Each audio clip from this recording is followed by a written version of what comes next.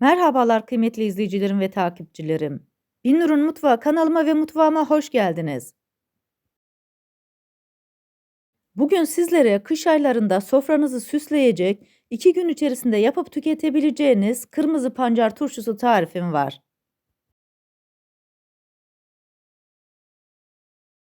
Tarifime başlamadan önce kimin nereden izlediğini bana yorumlardan yazarsanız, değerli takipçilerimin nereden izlediğini öğrenmiş olurum. Sizleri daha fazla bekletmeden bu leziz pancar turşusunun tarifine geçiyorum. Herkese iyi seyirler. Tarifimde 2 kilo kırmızı pancar kullandım. Pancarları güzelce yıkadım ve süzdürdüm. Pancarların sap kısmını temizliyorum ve kabuklarını soyuyorum. Pancarları soymadan önce elime eldivenleri giydim. Sizler de elinizin kırmızı olmaması için eldiven kullanmayı tercih edebilirsiniz. Bu arada tarifimi buraya kadar izleyip beğendiyseniz ve hala kanalıma abone değilseniz, abone olup beğeni ve yorumlarınızla beni desteklerseniz çok sevinirim. Pancarların kabuklarını soyduktan sonra 2 parçaya kesiyorum. Kesme aşamasında enine kesmiyoruz, pancarları boyuna kesiyoruz. Bu tarifimde kullanmış olduğum bütün malzemeleri videomun altındaki açıklama kısmında ölçüleriyle birlikte paylaşıyor olacağım. İsterseniz oradan da bakıp faydalanabilirsiniz.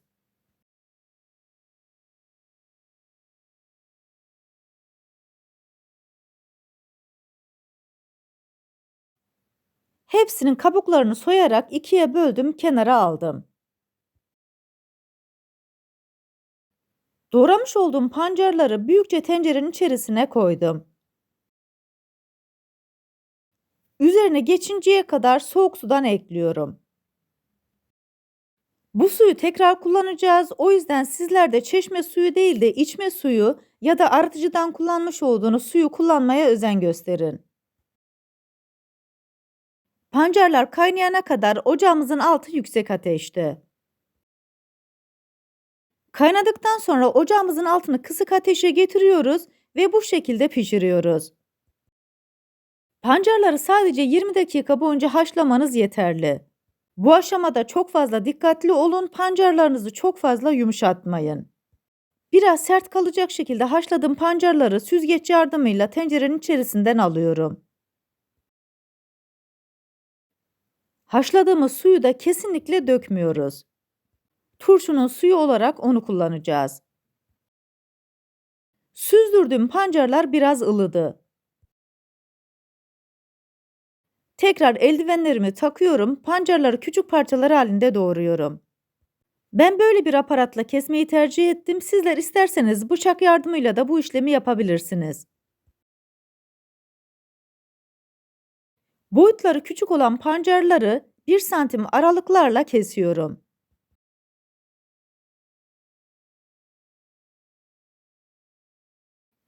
Büyük olanları da ikiye böldükten sonra tekrar 1 santim aralıklarla kesiyorum. Doğramış olduğum pancarları kenara alıyorum. Bu tarifimde 2 baş sarımsak kullandım. Kabuklarını soymuş olduğum sarımsakları küçük parçalar halinde doğruyorum. Böylelikle aroması turşunun içerisine daha güzel geçmiş olacak.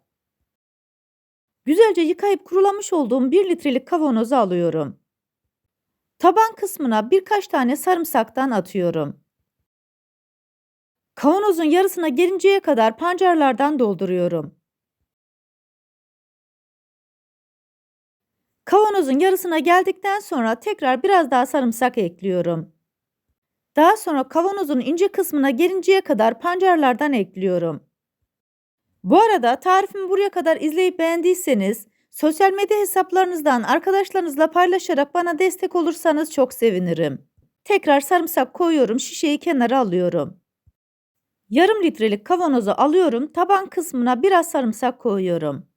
Yarısına gelinceye kadar pancarlardan dolduruyorum.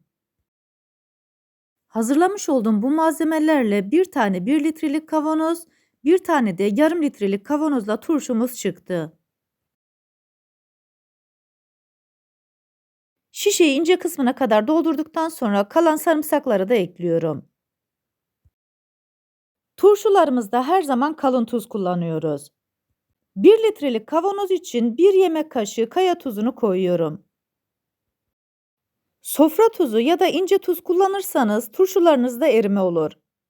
Yarım litrelik kavanoz için yarım yemek kaşığı kaya tuzu kullanıyorum. 1 litrelik kavanoz için 1 çay bardağı sirkeyi koyuyorum. Ben elma sirkesi kullandım, isterseniz üzüm sirkesi de kullanabilirsiniz. Yarım litrelik kavanoz için yarım çay bardağı sirkeyi koyuyorum. Pancarı haşlamış olduğumuz suyu ılık hale getirdik. Kavanozun ince kısmına gelinceye kadar bu sudan ekliyorum.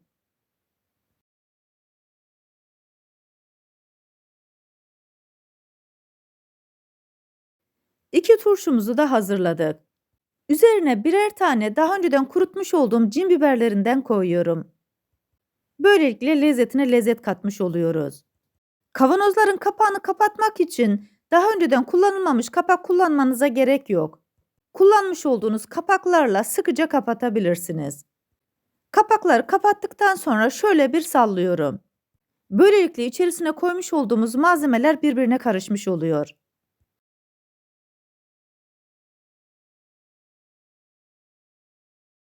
Bir gün boyunca bu şekilde bekletiyoruz. Ertesi gün kavanozları tekrar sallıyoruz. Buzdolabına kaldırıyoruz. İkinci gün açıp afiyetle tüketebilirsiniz. Bu turşular 2 gün içerisinde oluyor. Turşularımız oldu. Sizlere iç dokusunu göstermek istiyorum. Çok lezzetli ve üstelik çok vitaminli. Tarifimdeki tüm püf noktaları detaylı bir şekilde sizlere anlatmaya çalıştım.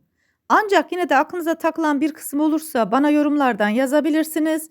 Oradan da elimden geldiğince sizlere dönmeye çalışıyorum. Bir kere tadına baktığınızda kış aylarında sofranızdan eksik etmeyeceğiniz bir tat. Üstelik bu turşunun suyunu da bardağa koyup içebilirsiniz. Bu leziz turşuyu yapıp deneyecek olan herkese şimdiden afiyet olsun. Siz bu tarifimin son halini seyrederken ben de sizlere veda etmiş olayım. Bir tarifimizin daha sonuna geldik. Videomu izlediğiniz için teşekkür ederim. Bana destek olmak için tarifimi beğendiyseniz beğenmeyi, abone değilseniz abone olmayı, yeni tariflerimi izlemek için bildirim zilini açmayı, tariflerimi sevdiklerinizle paylaşmayı unutmayın. Her şeyin gönlünüzce olması dileğiyle hoşça kalın, afiyetle kalın, Allah'a emanet olun.